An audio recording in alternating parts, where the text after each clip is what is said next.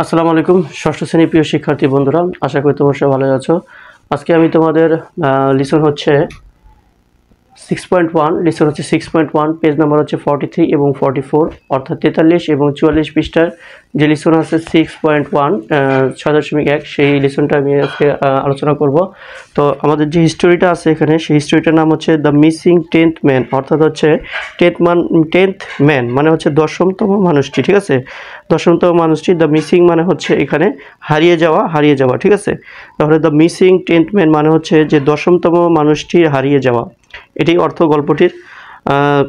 তো আমাদের যেটা এখন যে 6.1-এ যেটা বলা হয়েছে, তো 6.0 যে এর আগের যে পর্বটা ছিল সেখানে কিন্তু আমি যে এই গল্পটার মধ্যে যে নিউ ভোকাবুলারি আছে সেগুলো, যে শব্দ অর্থ, সেগুলো কিন্তু আমি আলোচনা করেছি।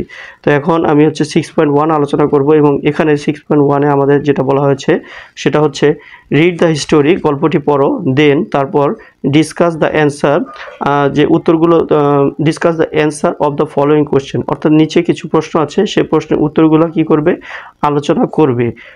ইন ফেয়ার, জোড়ায় জোড়ায়, অর গ্রুপ অথবা দলে বিভক্ত হয়ে। তো আমাদের গল্পটি হচ্ছে, আমাদের গল্পটি পড়তে হবে, গল্পটি পড়ার পরে তারপর একটি প্রশ্ন আছে, সেই প্রশ্ন আমাদের উত্তর দিতে হবে। ঠিক আছে, তো চলো আমরা গল্পটা পড়ি, অত্যন্ত মজার কিন্তু গল্পটা। তো গল্পটার নাম হচ্ছে দ্য মিসিং 10th ম্যান, অর্থাৎ হারিয়ে যাওয়া 10তম মানুষ। ঠিক আছে, বা 10তম লোক বা ব্যক্তি। তো আমাদের গল্পটা আমরা শুরু করি। প্রথমেই আছে হচ্ছে ওয়ান ডে, একদিন, এ গ্রুপ অফ 10 ম্যান, অর্থাৎ 10 জনের একটি দল বা 10 জনের একটি group, went to A river, একটি নদীতে গেল। ঠিক আছে, গিয়েছিল, টু টেক এ ডিপ, গোসল করার জন্য। To take a dip, dip এই কথাটার শব্দের অর্থ হচ্ছে পুকুরে বা নদীতে গোসল করা। ঠিক আছে, এরপরে দেখো এখানে আছে এরপরে আছে হচ্ছে they held their hand to each আদার।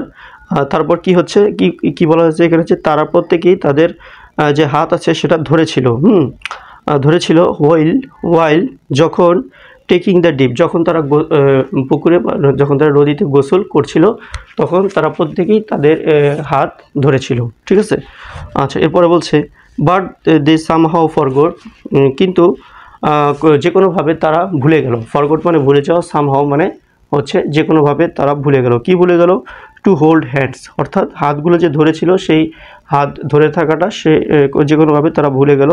ওয়াইল, কখন, যখন, coming out of the water, যখন তারা পানি থেকে বা নদীর পানি থেকে উঠে আসলো, তখন কিন্তু তারা ভুলে গেল যে তাদের হাত ধরে থাকতে হবে, এটা তারা ভুলে গেল। আচ্ছা, এরপরে কি বলা হচ্ছে দেখো, আফটার রিটার্নিং দ্য শোর, অর্থাৎ আফটার রিটার্নিং অর্থাৎ ফিরে আসার পরে, কোথায়, টু দ্য শোর মানে হচ্ছে নদীর কিনারায়।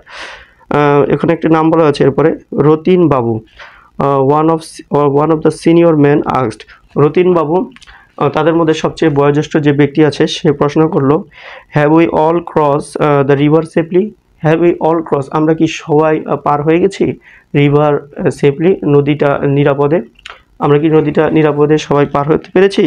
আচ্ছা, এরপর দেখো বলা হয়েছে যে অল দ্য মেন, সকল মানুষ, ইন দ্য গ্রুপের, স্টার্টেড, শুরু করে দিল, কি করতে, লুকিং অ্যাট ইচ আদার, তার লুকিং অ্যাট ইচ আদার মানে হচ্ছে প্রত্যেকেই একে অন্যের দিকে তাকাতে শুরু করে দিল। ঠিক আছে, এরপরে দেখো বলা হচ্ছে দে ওয়ার কনফিউজ, তারা ওই সময় তারা কনফিউজড হয়ে গেল, মানে তারা কনফিউজ মানে হচ্ছে বিভ্রান্ত হয়ে গেল। ঠিক আছে, আচ্ছা, এরপরে আচ্ছা যেটা সেটা হচ্ছে দেন দ্য সিনিয়র ম্যান, এরপরে বয়োজ্যেষ্ঠ যে ব্যক্তিটি জিজ্ঞেস করলো, everyone to leave their hand up to take a count, প্রত্যেকেই তোমরা তোমাদের হাতটি তুলো গণনা করার জন্য। ঠিক আছে, গণনা করার জন্য।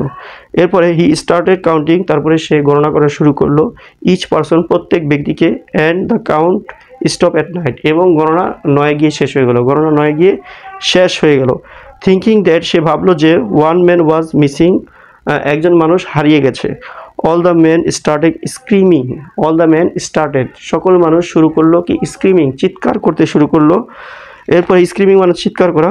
আচ্ছা, এরপরে আচ্ছা হচ্ছে they even started looking for the missing 10th man, they even started looking, এমনকি তারা শুরু করে দিল, কি শুরু করে দিল, looking for the missing 10th man, 10তম মানুষটি যেটা হারিয়ে গেছিল তাকে খোঁজাখুঁজি শুরু করে দিল।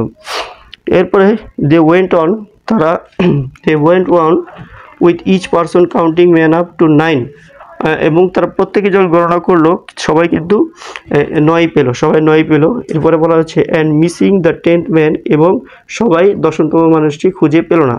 এরপরে বলা হয়েছে যে সিইং দিস, এটা দেখার পরে এই ক্যাব সেলার টোল্ড, একজন ক্যাব বিক্রেতা বলল আই ক্যান হেল্প ইউ, আমি তোমাদেরকে সাহায্য করতে পারি, ঠিক আছে।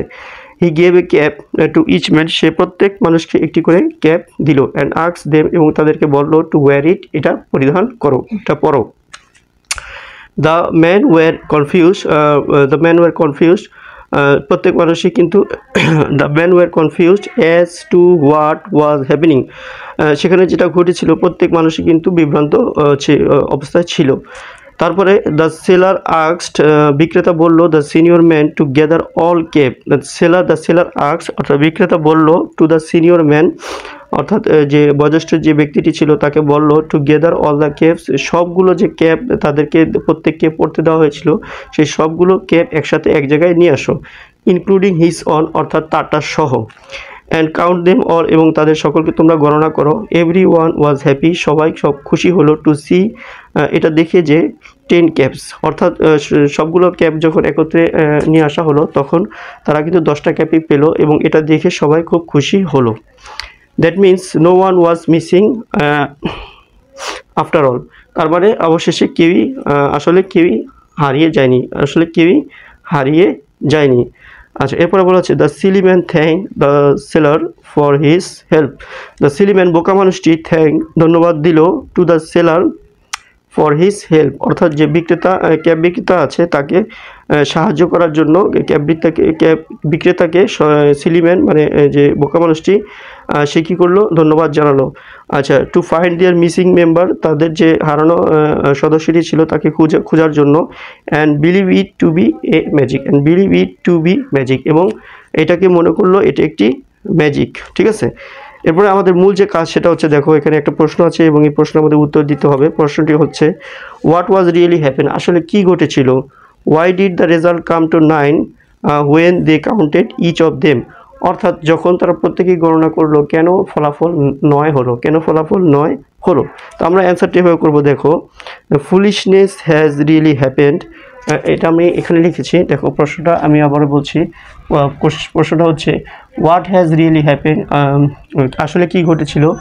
Y did the result come to 9 when they counted each of them, তাদের প্রত্যেকেই যখন গণনা করলো তখন কেন ফলাফল 9 হলো। তো উত্তরটা আমরা হয়ে যাব যে ফুলিশনেস হ্যাজ রিয়েলি হ্যাপেন, আসলে প্রকৃতপক্ষে এটা ছিল একটা বোকামি, ঠিক আছে। ফুলিশনেস মানে বোকামি, হ্যাজ রিয়েলি হ্যাপেন মানে আসলে যেটা ঘটেছিল। তারপরে বলা হয়েছে দ্য রেজাল্ট কাম টু 9, এই যে তারপরে আমরা এখান থেকে উত্তরটা দিব, প্রশ্ন থেকে উত্তরটা দিব দ্য রেজাল্ট, এখান থেকে আমরা শুরু করব। শুধু আমাদের বলতে হবে ফুলিশনেস হ্যাজ রিয়েলি হ্যাপেন, এটা বলার পরে আমরা প্রশ্ন থেকে উত্তরটা দিব এখান থেকে।